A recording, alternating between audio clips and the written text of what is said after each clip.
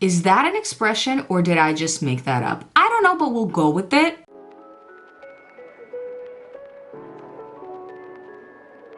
Hey, welcome to my video. If you're from my Instagram, I love you, and if you're not from my Instagram, love you all the same. Welcome to a bookish video, and this is not my regular monthly book club. That's gonna come later. This is a video in which I'm gonna reflect on my year in books. Highly inspired, of course, by the Goodreads Wrapped. So I am gonna be mentioning that a little bit, but I'm mostly here just to yap about my favorite things that I've read this year and some upcoming releases that I am extremely excited by. So if that sounds like your thing, then please keep watching. So first, let's mention my Goodreads stats. So apparently I have read 37,952 pages this year. Honestly, this is a little low because it doesn't count any of the books that I started reading and then stopped at some point. So it's definitely more pages than that, but that's fine. But I've apparently read 103 books overall all the way through. The shortest book I read this year is 160 pages long, and the longest is 681 pages. Obviously, all the books that I read are romance novels because I read for fun, but the two most popular genres are fantasy and sports romance, which, you know what, honestly, that's tea. My average book length in 24 has been 368 pages, and my average rating for the year has been 3.4 stars. So I really don't know how accurate these are. Like, this is my first full year of actually using Goodreads. So if you're already a pro at these stats, let me know what yours are and let me know what you think of them. But otherwise, I thought it would be fun to go month by month and discuss my favorite books of each month, maybe some honorary mentions. So let's go. So January is the month where I discovered and became obsessed with the Ice Planet Barbarians series, and naturally my book of the month was Ice Planet Barbarians. That is the first installment, it's the first book, and I just thought this was extremely fun. I was literally kicking my feet, giggling the entire time. Now, if you are more interested in the Ice Planet Barbarians as a series as a whole, I did do a little video about that on my channel, because what I do have to mention here for transparency's sake is that I did not finish this series, even though I read a lot of the books, I believe maybe 8, and I really did enjoy all of them. But I will say the series is like over 20 books long, and I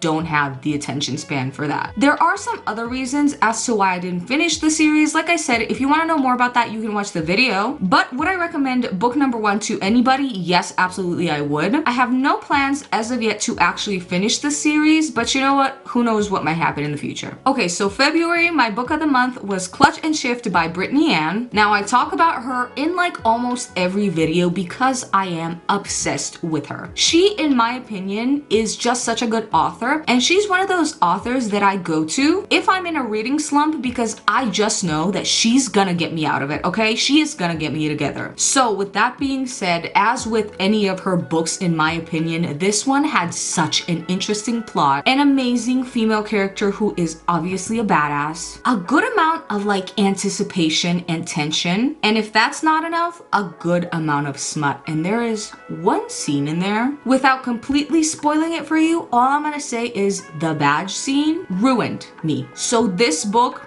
5 stars, chef's kiss. Next we have March with Bride, which, you know what, I honestly saw everybody and their mothers reading on social media, so I obviously decided to give it a go, and as you can see, it was clearly very fun. The plot is interesting, it is definitely a page turner, the main male character is endearing and the female main character is sassy and witty, and there is a very, very cool twist at about 80% of the book that I did not see coming. All around, made March very enjoyable. Now we move on to April, which was such a good reading month for me. So obviously, first of all, best book of the month by far was Hopeless, which in my eyes is the perfect small town romance. I'm definitely gonna reread it, maybe even this year, because it was delicious, let me tell you. It was fun, warm, cozy, loved both of the main characters. The smut was also very nice. It wasn't too raunchy or debaucherous, but rather it really does paint a nice mental image. Another book that completely had me in its clutches this month was The Mark of Dreams and Destruction.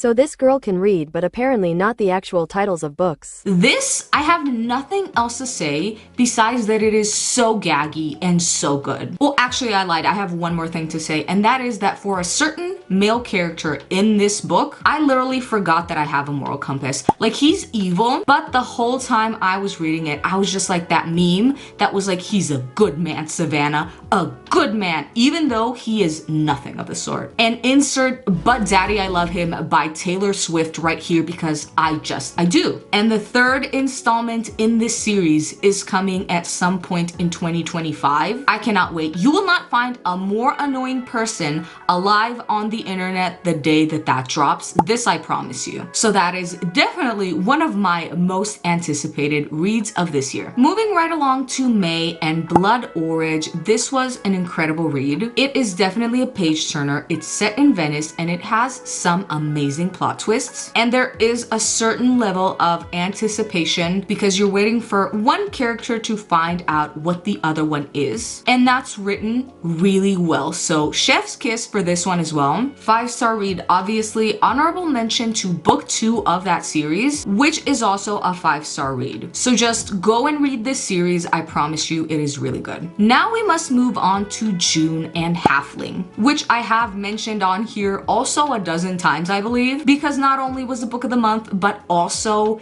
it is such a beautiful, dreamy, adventure, cozy read. Honestly, I would say that it is the coziest book I've read this entire year. The feelings that this one gave me really were as if I was the one going on an adventure and not just reading about it. And as soon as I read it, I was like, oh, this author is definitely one to watch. And since then, I believe I've read like 2 more of her books and no plans on stopping because I really do like her. But this book specifically, it's literally like she wrote it especially for me. Love her down. Honorable mentions here to On the Line and Hawk. Both of these books were also honestly so good. I was honestly surprised that I enjoyed On the Line that much because this was my first like line cook romance and I wasn't sure if it was for me personally. Come to find out, oh yes, indeed it is. And oh yes, I will be circling back to this author much more this year. And same for Hawk. I mean, wow, talk about a juicy premise and an equally juicy and gaggy twist. That's Hawk. Moving straight on to July and Forbidden King. This is another one that I really did enjoy. It is a slow burn though, and I know that not everybody enjoys that, but if it's written well, I certainly do. This one was sort of mildly spicy, I would say, about 1.5 chili peppers. But what I really enjoyed about it was that it definitely had way more depth than I was expecting. So it was certainly way above average. August was another very good reading month for me. My top book was Falling for Meadow, and I have to say I read this on a beach and it is the perfect beach read. So relaxing, but not boring, but not too much tension. You know what I mean? It certainly didn't overwhelm me or like overstimulate me. And I will say it is a second chance romance that is done really well, and it had no third act breakup. So you can just imagine the way I was listening to the waves reading this, so relaxed, because the whole book was really finished perfectly. There were no loose ends or strings like left to tie up. Is that an expression or did I just make that up? I don't know, but we'll go with it. But yeah, you completely get what I'm trying to say. Oh, also the first kiss scene was incredible. We're moving on to September and Two Twisted Crowns. Now this is book 2 of a series and I loved book 1 as well, but I guess I was just so caught off guard with what book 2 was because in some ways it was what I expected and what I wanted to read about, but there was a whole other added layer, which I'm not going to spoil, that I really wasn't expecting, but I absolutely got so invested, dare I say even more invested than in the main storyline, because it was written just that well. I love it and I will be rereading it because the chapters go back and forth between the main storyline, I guess you could say, and the side storylines, which makes the reading experience so exciting, and the chemistry between everyone in this book is honestly A1. So for October we have Hooked, which is a Peter Pan retelling. I've always loved Peter Pan. fan. I love this retelling. I will say that a lot of people say that it is reminiscent of like a Wattpad story on Goodreads, and I think they meant that more as an insult to me.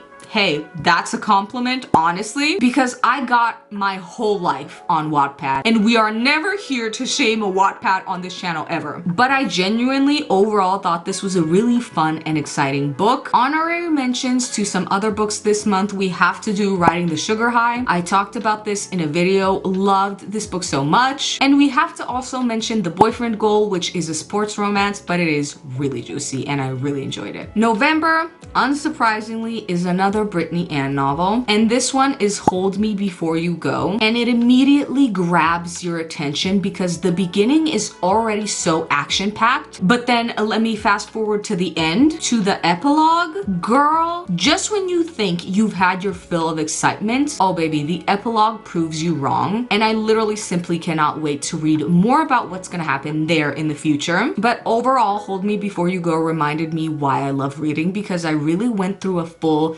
range of human emotions reading it. You need to go read this book, well, this series as a whole, but this book specifically, oh, I'm gonna be coming back to her very often. And last but not least, for the last month of the year, we have Assistant to the Villain, which I thoroughly enjoyed because it really had some comedic level banter in it. Both the main characters were very sarcastic and theatrical, and I also really loved the chemistry between them and the story progression as well. So those were definitely some of my favorites for the year 2024. Now I'm going to touch on books that are supposed to release in 2025 that I am most excited about. And to narrow this down, I'm only going to mention 5 because otherwise we would be here for like 50 hours. And I know nobody wants that. So number 1 for me, when I found out this was coming, I audibly gasped. And it is, yes, you guessed it, Live For Me by Brittany Ann, which is a 3rd book in her cowboy romance series, which I became instantly obsessed with, to put it mildly. Breathe For Me was the first book of hers that I've ever read, and it was literally love at first sight. So this to me, extremely exciting, cannot wait. Next up, The Mark of Shadows and Starlight. Like I previously mentioned, this is also going to be the 3rd installment in the series, and I literally cannot wait. I'm very excited to find out what's exactly going to happen. If I'm not mistaken, I also believe that this is the final installment, so all of my questions are gonna get answered, and that is both exhilarating and very scary. Next up,